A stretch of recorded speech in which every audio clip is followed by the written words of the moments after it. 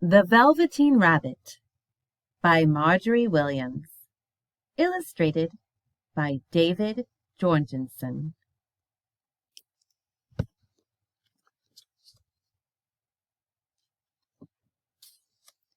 To my 3 sons, David, Matthew, and Peter. Once there was a Velveteen Rabbit, and in the beginning he was really splendid. He was fat and bunchy, just as a rabbit should be. His coat was brown and white and was very soft. He had real thread whiskers, and his ears were lined with pink satin. On Christmas morning, when he sat wedged in the top of the boy's stocking, with a sprig of holly between his paws, the effect was charming.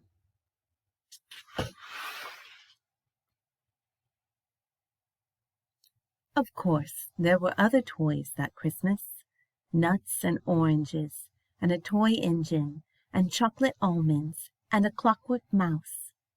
But the rabbit was quite the best of all.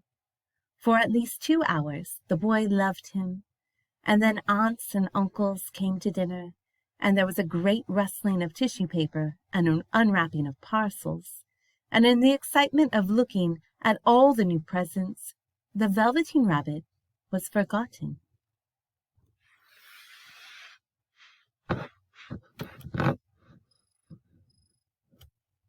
For a long time, he lived in the toy cupboard or on the nursery floor, and no one thought very much about him.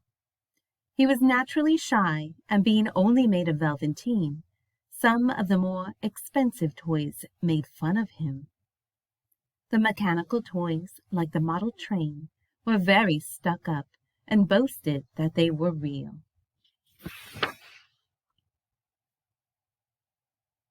But the rabbit could not claim to be a model of anything, for he didn't know that real rabbits existed. He thought they were all stuffed with sawdust like himself, and he understood that sawdust was quite out of date. Even Timothy, the jointed wooden lion, who was made by disabled soldiers, and should have had broader views, put on airs. Between them, all the poor little rabbit was made to feel very insignificant and commonplace, and the only person who was kind to him at all was the Skin Horse.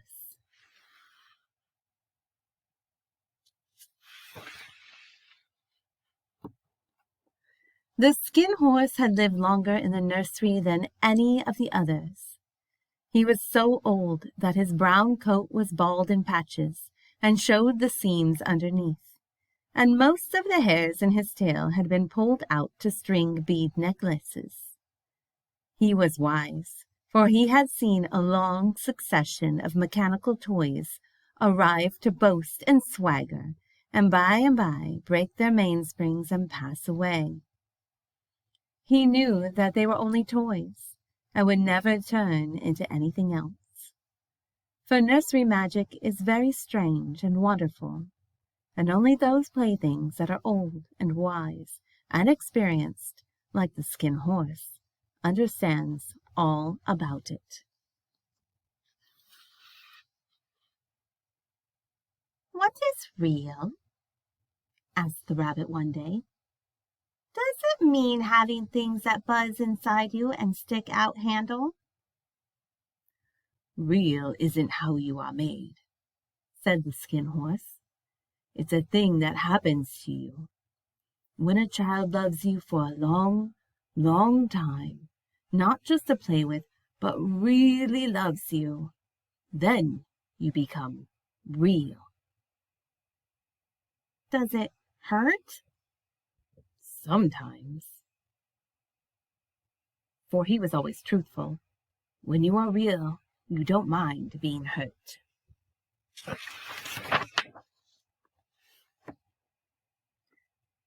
"Does it happen all at once, like being wound up, or bit by bit?"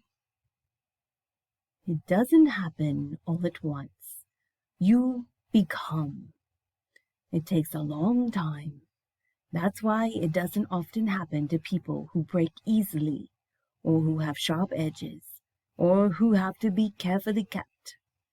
Generally, by the time you are real, most of your hair has been loved off and your eyes dropped out, and you get loose in the joints and very shabby.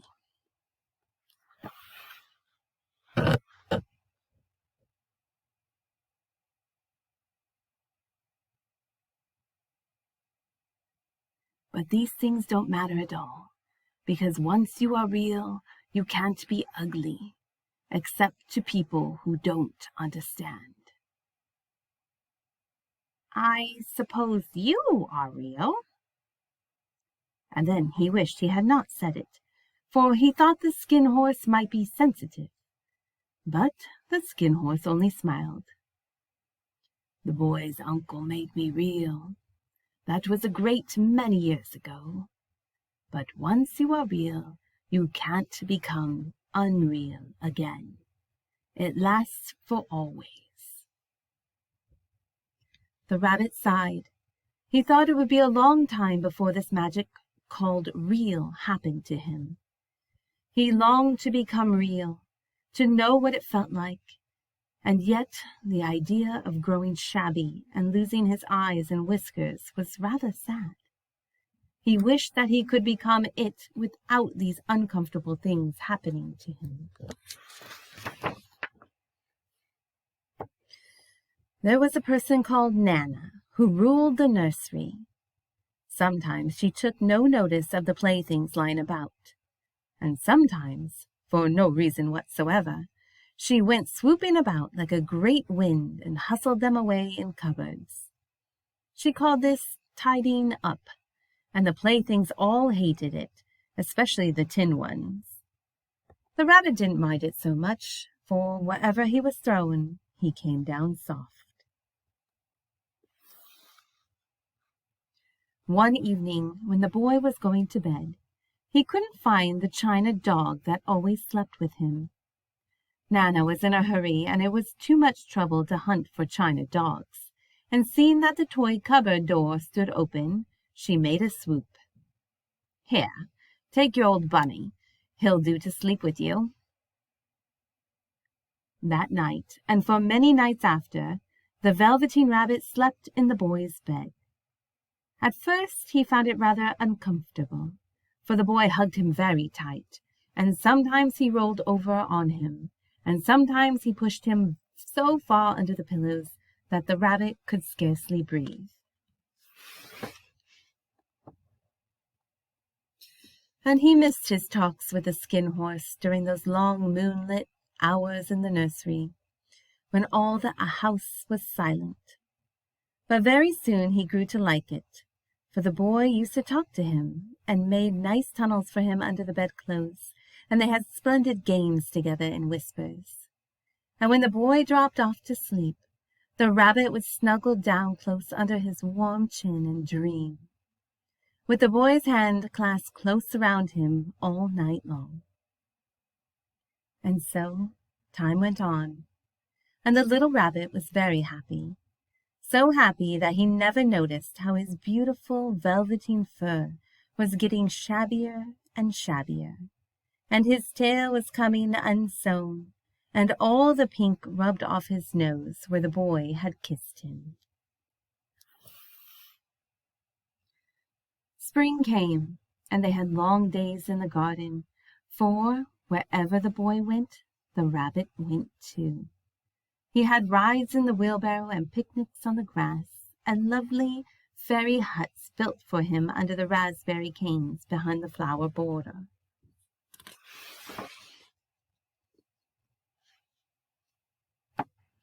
One time the boy was called away suddenly, and the little rabbit was left out on the lawn until long after dusk. Nana had come and looked for him with the candle because the boy was so worried about the rabbit he couldn't go to sleep unless the rabbit was safely home. He was wet through with the dew and quite earthy from diving into the burrows the boy had made for him in the flower bed. Nana grumbled, "You must have your old bunny. Fancy all the fuss for a toy." "Gimme Bunny! You mustn't say that! He isn't a toy! He's real!" When the little rabbit heard that, he was happy, for he knew what the Skin Horse had said was true at last. The nursery magic had happened to him, and he was a toy no longer. He was real. The boy himself had said it. That night he was almost too happy to sleep, and so much love stirred in his little sawdust heart that it almost burst, and into his boot-button eyes that had long ago lost their polish there came a look of wisdom and beauty, so that even Nana noticed next morning when she picked him up and said, "I declare this old bunny hasn't got quite a knowing expression."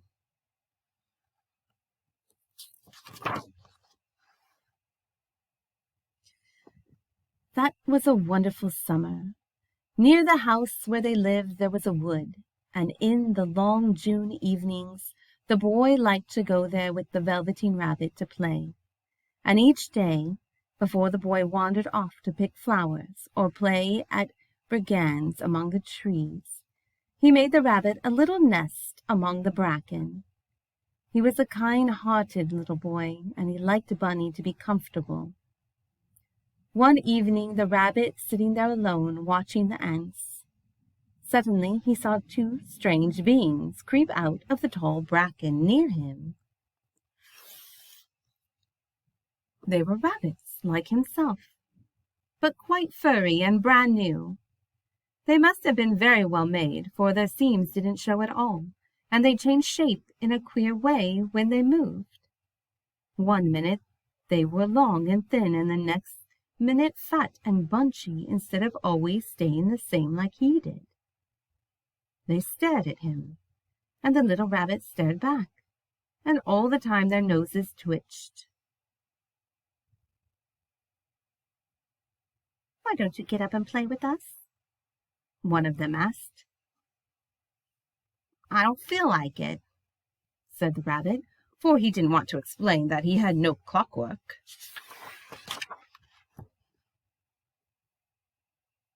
"I don't believe you can." "I can. I can jump higher than anything." He meant when the boy threw him, but of course he didn't want to say so. "Can you hop on your hind legs?" That was a dreadful question, for the Velveteen Rabbit had no hind legs at all. He sat still in the bracken and hoped the other rabbits wouldn't notice. "I don't want to," he said again. But the wild rabbits have very sharp eyes, and this one stretched out his neck and looked. "He hasn't got any hind legs." And he began to laugh. I have got hind legs. I am sitting on them." "Then stretch 'em out and show me like this." And he began to whirl around and dance. "I don't like dancing. I'd rather sit still." But all the while he was longing to dance, for a funny new tickly feeling ran through him, and he felt he would give anything in the world to be able to jump about like these rabbits did. The strange rabbit stopped dancing and came quite close. "He doesn't smell right. He isn't a rabbit at all. He isn't real." "I am real. I am real. The boy said so." And he nearly began to cry. Just then there was a sound of footsteps, and the boy ran past near them, and with a stamp of his feet and a flash of white tails, the two strange rabbits disappeared.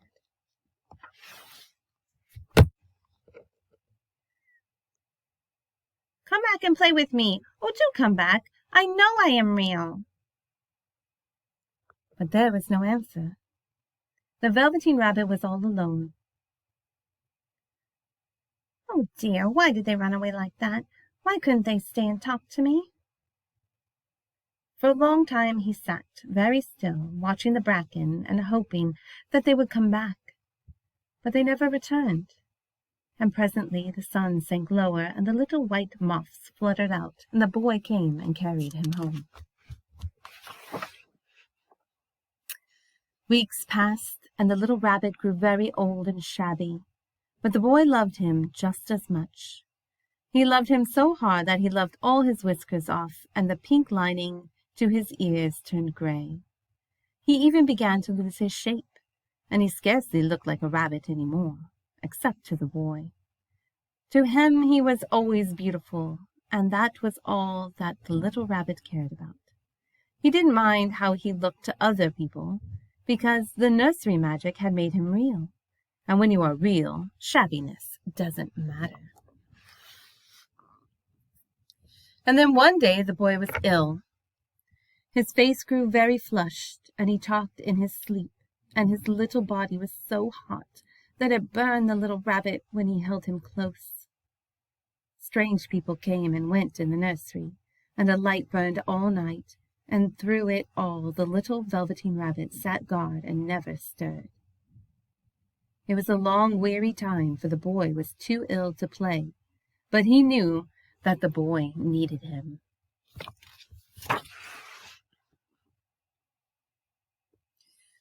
And while the boy lay half asleep, the little rabbit crept up close to the pillow and whispered all sorts of delightful plans for when the boy would be well again. They would go out in the garden among the flowers and butterflies and play splendid games in the raspberry thicket, just the way they used to. At last the fever turned, and the boy got better. He was able to sit up in bed and look at picture books while the little rabbit cuddled close at his side. And one day they let him get up and dress. They had carried the boy out onto the balcony, wrapped in a shawl. The little rabbit sat tangled up among the bedclothes, listening. The boy was going to the seaside tomorrow. Everything was arranged, and now it only remained to carry out the doctor's orders. The room was to be disinfected, and all the books and toys that the boy had played with in his bed must be burnt.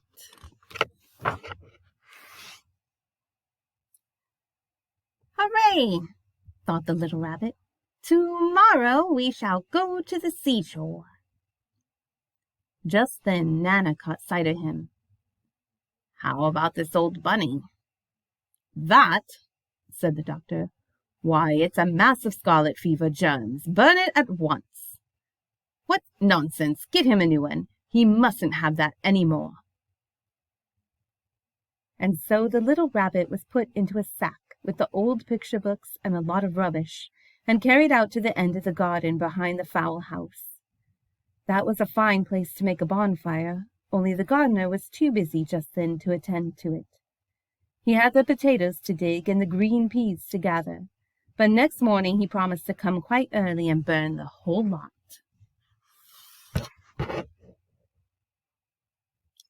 That night the boy slept in a different bedroom, and he had a new bunny to sleep with him.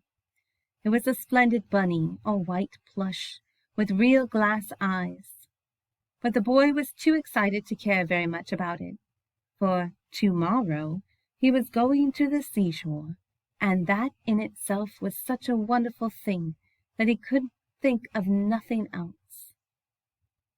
And while the boy was asleep, the little rabbit lay among the old picture books in the corner behind the fowl house, and he felt very lonely. He was shivering a little, for he had always been used to sleeping in a nice warm bed, and by this time his coat had worn, so thin and threadbare from hugging that it was no longer any protection to him. Nearby he could see the thicket of raspberry canes in whose shadow he had played with the boy on bygone mornings. He thought of those long sunlit hours in the garden, how happy they were, and a great sadness came over him. He seemed to see them all pass before him, each more beautiful than the other. The flower bed, the quiet evenings in the wood, when he lay in the bracken, and the little ants ran over his paws. The wonderful day when he first knew that he was real.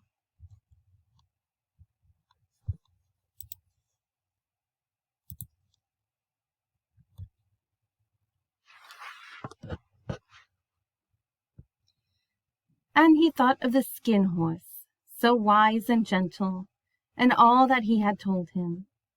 And a tear, a real tear, trickled down his little shabby velvet nose and fell to the ground. And then a wonderful thing happened. For where the tear had fallen grew a mysterious flower, not at all like any other that grew in the garden. It was so beautiful that the little rabbit forgot to cry and just sat there watching it. Then, suddenly, the blossom opened, and out stepped the loveliest fairy in the whole world.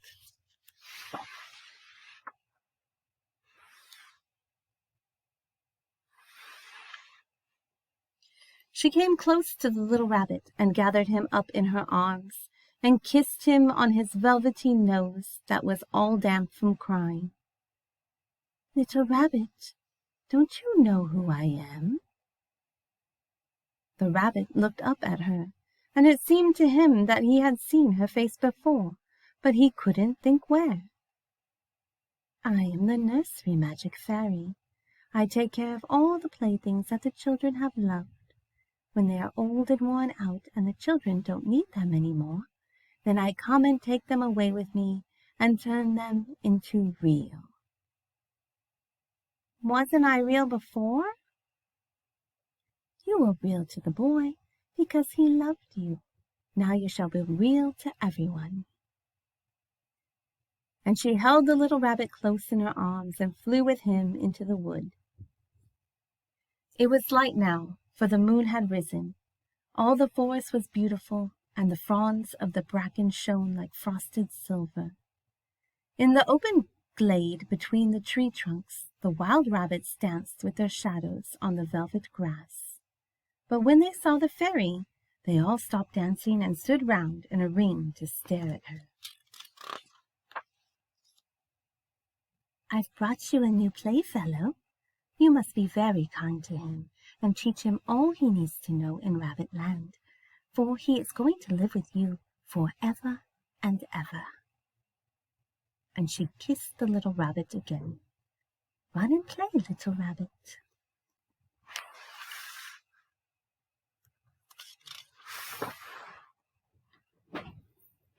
But the little rabbit sat quite still for a moment and never moved, for when he saw all the wild rabbits dancing around him, he remembered about his hind legs, and he didn't want them to see that he was made all in one piece. He did not know that when the fairy kissed him that last time, she had changed him altogether, and he might have sat there a long time, too shy to move, if just then something hadn't tickled his nose, and before he thought what he was doing, he lifted his hind toe to scratch it. He actually had hind legs. Instead of dingy velveteen, he had brown fur, soft and shiny. His ears twitched by themselves, and his whiskers were so long that they brushed the grass. He gave one leap, and the joy of using those hind legs was so great that he went springing about the turf on them, jumping sideways and whirling around as the others did. He grew so excited that when at last he did stop to thank the fairy, she was gone. He was a real rabbit at last, at home with the other rabbits. Autumn passed, and winter, and in the spring, while the boy was playing in the wood, 2 rabbits crept out and peeped at him. One of them was brown all over, but the other had markings under his fur, and about his little soft nose and his round black eyes there was something familiar, so that the boy thought to himself, "Why, he looks just like my old bunny that was lost when I had scarlet fever." But he never knew that it really was his own bunny, come back to look at the child who had first helped him to be real. The end.